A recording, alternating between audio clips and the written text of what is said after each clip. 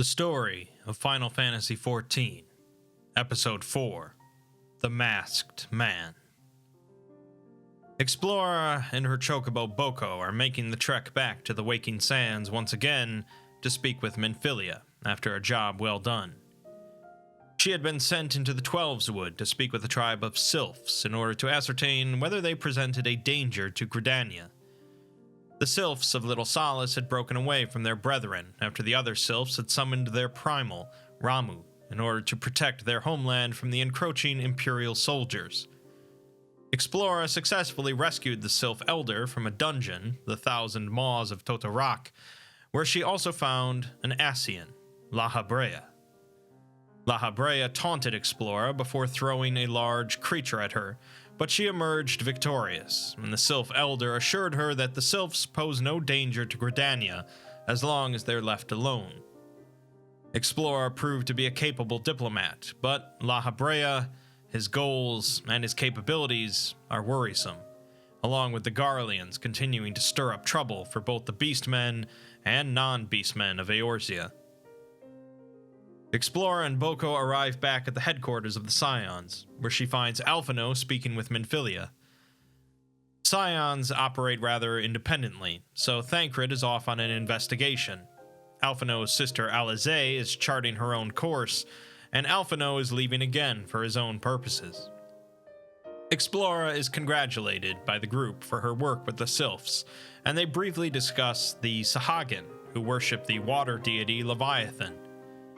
Apparently, the Sahagin currently lack the number of crystals required to summon the Primal, but they're keeping an eye on the situation. As for the Kobolds and their Primal, Titan, the Grand Company of Limsa Lominsa is keeping a constant watch on them to see if anything arises.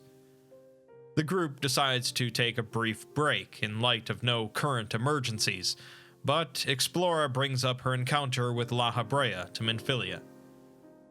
This greatly concerns her, as Ascians were around before the calamity, but they took great pains to remain hidden from the world.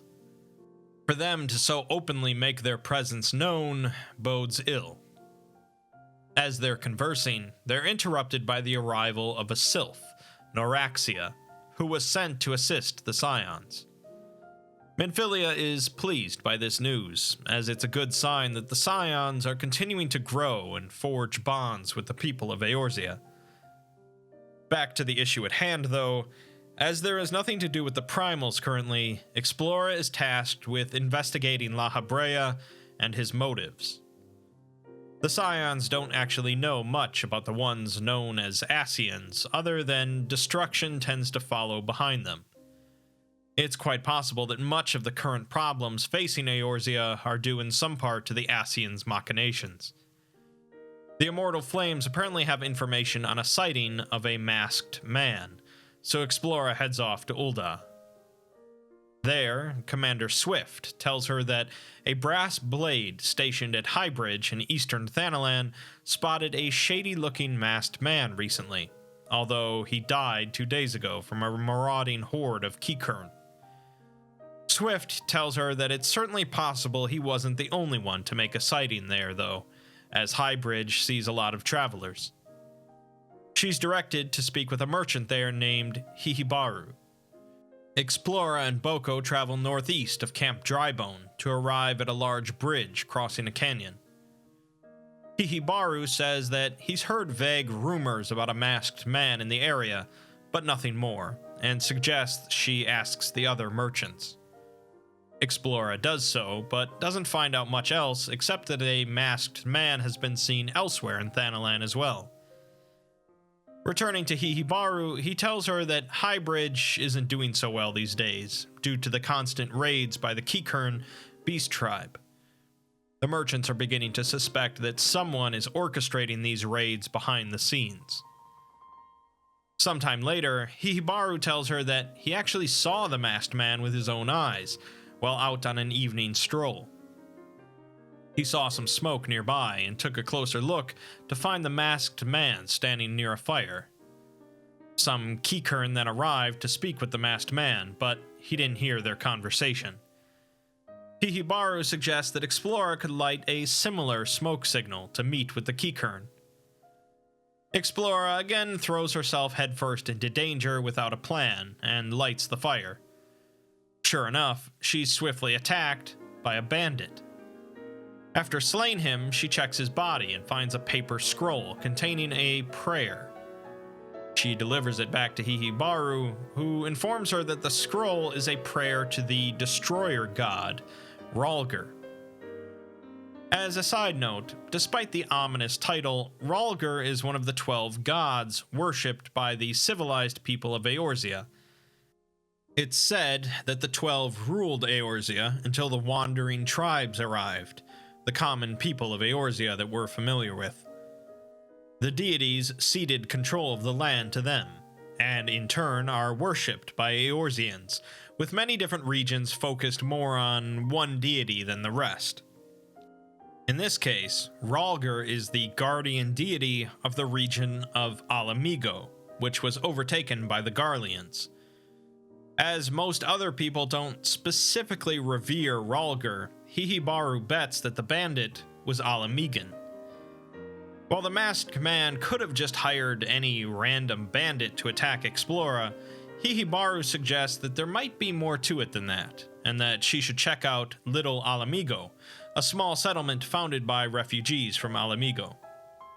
He does warn that the inhabitants are rather lawless, finding no home in any of the major city-states. Explora isn't overly concerned about lawlessness, and travels to Little Alamigo in southern Thanalan, where she speaks with Hihibaru's daughter. She doesn't have much to say about the masked man, and suggests that Explora speak with the leader here, Gundabald. Gundabald turns out to be rather standoffish, straight out telling her that she is not welcome here. Explora then turns to the head of security for the settlement, a man that works for the Immortal Flames, who ends up being quite a bit more sociable. He tells her to check with the Immortal Flames patrols nearby, and fortunately, one of them does say that they saw a man with a mask and a robe, speaking with some Alamegans. In order to get more information, though, Explora is going to need to gain the Alamegans' trust. Explora goes back to speak with Minfilia to see if she has any connections, something that she probably could have just done using the Link Pearl. Minfilia reveals that there is an Alamegan native within the Scions, who joined the group with the hopes of finding a way to liberate Alamigo from the Garleans. Explora speaks with him, but he says that the people of Little Alamigo will want nothing to do with him, believing that he abandoned them despite him possessing the same goal as them. Instead, he suggests she speak with a woman in Quarry Mill, located near Gridania. The woman, in turn, points Explora to a man named Mefrid in Quarry Mill, a captain of the Alamegan resistance. Explora doesn't really even have a chance to explain things to Mefrid before a situation arises, with one of his men badly injured and on death's door. Mefrid needs the assistance of the Gridanians living in Quarry Mill, but they have all refused, as the seer that lives there has proclaimed that the elementals have forbidden it. The elementals are native entities of Eorzea, primarily focused in the Twelveswood, said to be capable of disintegrating anyone who defies their will. Most Gridanians greatly respect the elementals, although their presence has diminished since the calamity, which makes the Twelveswood a much more dangerous place. Explora goes to speak with the seer, but she doesn't budge, stating that the elementals do not grant the Alamegans permission to receive of the wood's bounty.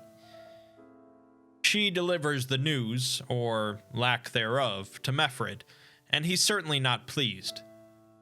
Mefrid would absolutely like to leave Quarry Mill, but a number of his men are not fit to travel. He tells Explora that if she managed to bring him some long antelope horns, used in a traditional remedy for poisons, he'd be forever in her debt. This is the inn that she needs, so she heads out, slaughters some antelopes, and brings the horns back.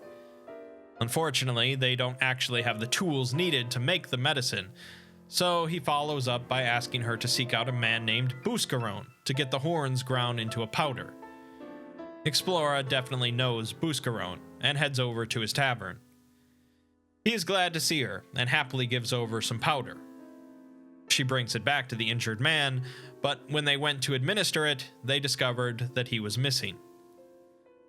Meffred asks Explora to assist in the search, and she soon finds a letter that he left behind, explaining that he left Quarry Mill in order to stop being a burden on his fellow Alamegans.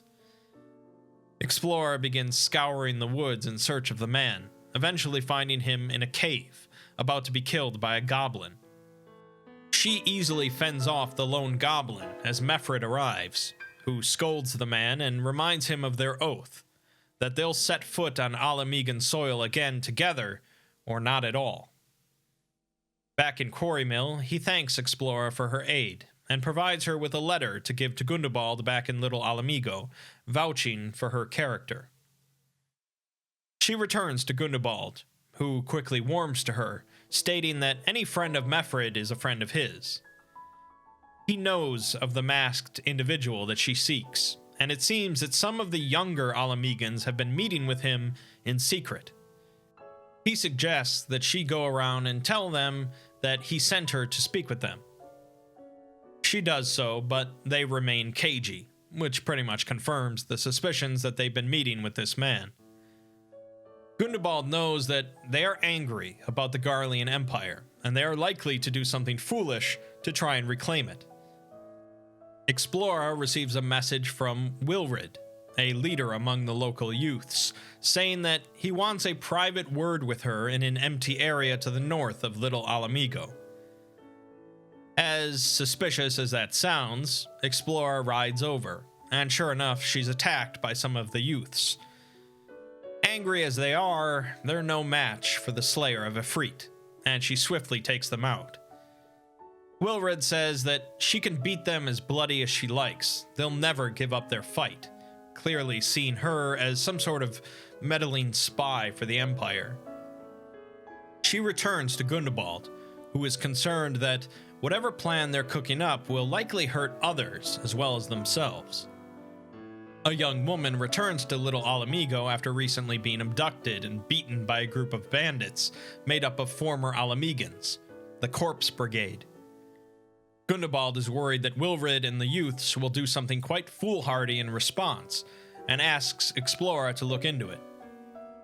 The youths are certainly fired up, and after speaking with some of them, she ascertains that they plan on raiding an Amalja camp in order to retrieve a large amount of crystals, with the intention of summoning Rhalgr like a primal.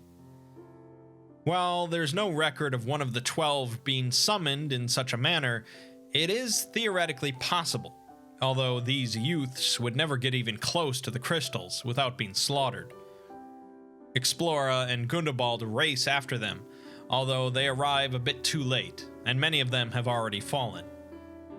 They fend off a group of Amalja before more can die, but Wilrid is still convinced that they can grab some of the crystals. Gundobald rebukes him, stating that even if they did manage to summon a primal, they would just become tempered thralls in the process. Wilrid says that the masked man told them that if they summon Rhalgr, they'd defeat the Empire. The masked man had explained exactly how to summon a primal, and then disappeared. Wilrid loses his fire, resigning himself to the idea that they'll never reclaim their homeland, but Gundobald tells him that Alamegans are more than just their homes. He thanks Explora for her help, and tells her she'll always have a place in Little Alamego, and hopes that she'll stop the masked man. With that, she returns to the Waking Sands to inform Minfilia of the proceedings. She's not surprised that an Ascian would purposefully inform impressionable youths about how to summon a primal. Although many of their current problems can be attributed to the Calamity, some are clearly due to the Ascians. An individual matching La Habrea's description was recently sighted in the North Shroud, in the Twelveswood, after a series of mysterious deaths in the area. Explora speaks with the resident sylph, Noraxia, who says that a miner at Fallgord Float, named Medrad, apparently had a terrifying encounter with the masked man. Explora and Boko make the long trek across the Twelveswood to Fallgourd Float, located in a much more barren and rocky area. She finds Madrad in the tavern, drowning in misery, claiming that he looked death in the face and he'll be coming for him soon. Explora calms him down enough for him to recall his encounter. He was on his way back to Fallgourd Float when he saw a suspicious character in the distance, a masked man in a black robe. Along with the man was a winged creature, mostly consisting of an eyeball and jagged teeth. Madrad crept closer out of curiosity and saw the corpse of a woman, leading him to believe that the masked man was a minion of the god of the underworld, come to claim the woman's soul. Another miner informs her that all of the victims found recently have had their faces torn to shreds, leading many of the locals to suspect the creatures known as Z's are responsible. The woman doesn't think that the Z's are responsible, but she has Explora go kill 3 of them just to see if there's a connection, which seems needlessly cruel to Explora. Still, she does as she's told, and finds nothing, with the woman admitting that even if there was proof, she wouldn't know what it would look like. Moving on to better leads, she remarks that all of the victims have been attractive women, with a rumor going around that when they all died, their anger went into a large rock nearby, causing it to flash and moan. She gives Explora a fire sand stick to blow off some chunks of the rock for investigation. She uses the stick, but finds that the rock actually is a large crystal imbued with lightning aspected ether, which explains the flashing and moaning sounds. Having had enough with this girl, Explora turns to another miner, who claims that he has also seen the winged eyeball mentioned by Madrad. He claims that he saw it at the exact same time that Madrad did, when he was heading home from work. He saw a giant eyeball, screamed, and ran without looking back. Explora heads to where the sighting was, but is instead attacked by a large scorpion. Returning to the man, he says that that creature has been a scourge to the folk of Fallgourd for a long time, but it's possible that he didn't actually see the giant eyeball. This investigation is going nowhere fast, but after some time pondering, the man says that he's quite certain he did actually see the floating eyeball. The group deduces that there must be more than one of these creatures around, which likely means that there's even more victims that haven't been found. Explora heads back outside of the settlement to where the eyes have been seen, and sure enough, she does find a victim, along with one of the eyeball creatures. She quickly slays it and brings the young woman's corpse back to Fallgourd, where a yellow serpent officer tells her that the attacks by these eyeballs have been occurring elsewhere as well. The creatures seem to be moving bodies for some purpose, and all of the victims have been young women with mutilated faces. The officer searches the body that Explora delivers, finding a button engraved with a lily motif, something that has been found on another victim. He lets her keep the button, hoping that it will help with the investigation. She takes the button to Gridania and shows it to Mother Miyun to see if she might know what it means. She doesn't, but points Explora in a direction of someone who might know. The other woman says the button is reminiscent of something worn by families in older times in Gridania. Explora is then directed over to the Lancers Guild, where there's a woman who apparently knows many of Gridania's citizens. Fortunately, she does recall seeing the button elsewhere, worn by a man named Ursendel, who's been hanging around nearby recently.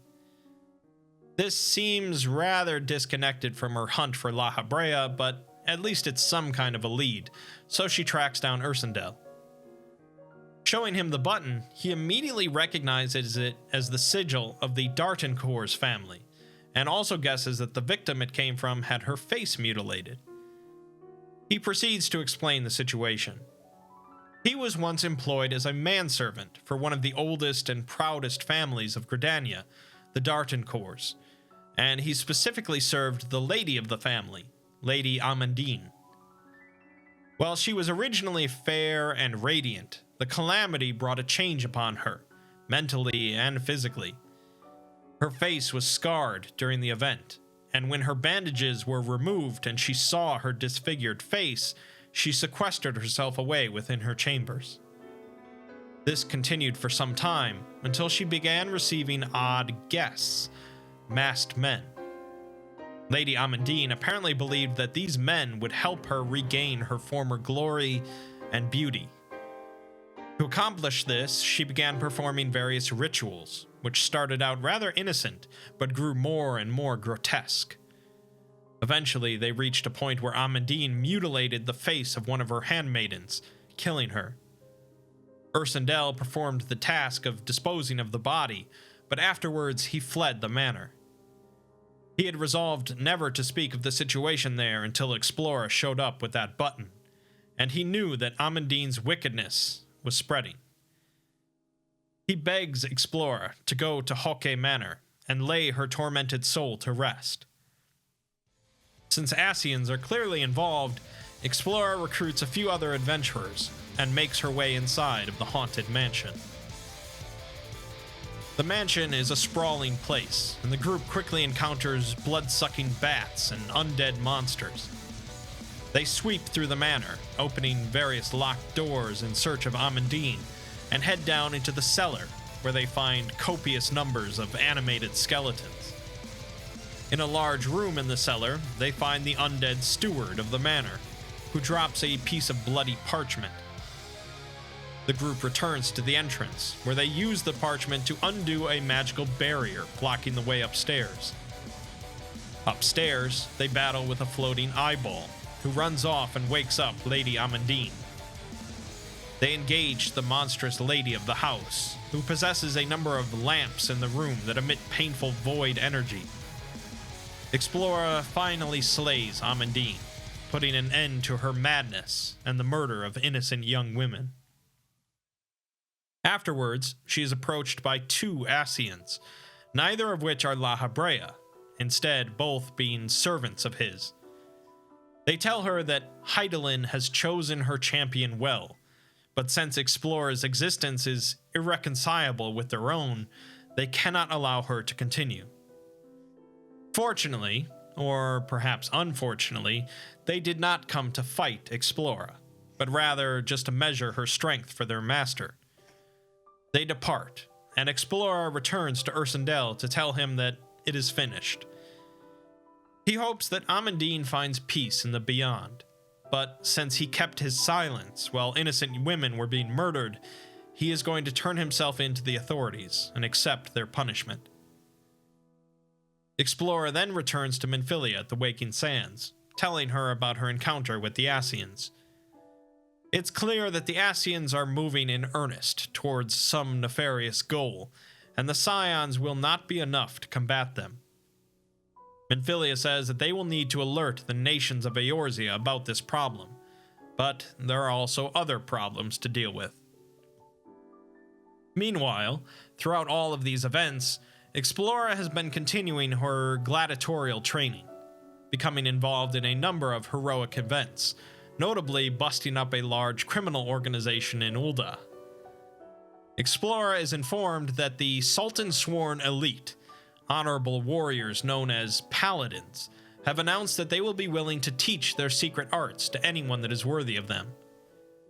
Accomplished gladiators stand a good chance of being worthy, so Explorer speaks with a man named Genlins, captain of the Sultan-sworn. After completing a trial involving lighting a brazier in some ruins that draw in a number of undead, Explorer is given a special crystal that allows her to perform the legendary skills of the paladins. Explorer is no longer a mere gladiator, but is instead a paladin, a defender of the weak and innocent. And even though the paladins are traditionally a group sworn only to protect the Sultanate, Explorer's unique position allows her to remain a free agent. These new abilities of light and protection will certainly be useful in the battles to come. Explorer solved some more problems, but she's still no closer to figuring out what the Ascians are really up to. So far, their only goal seems to be to just cause general chaos across Eorzea, inciting impressionable youths to summon a primal or drive individuals further into madness and bloodshed. Explora and the Scions are dealing with a group that's as mysterious as it gets, possessing unknown magical powers and carrying out unknown goals marked with violence and chaos. It's also quite likely that they'll have to deal with some more issues with primals very soon. And unless the various peoples of Eorzea can unite in a common goal, the entire continent may be torn apart, with the Garlean Empire happy to pick up the pieces. Explora's ascension to a paladin is promising though, and hopefully she can continue to gather these crystals connected to Hydaelyn, for whatever good they might do.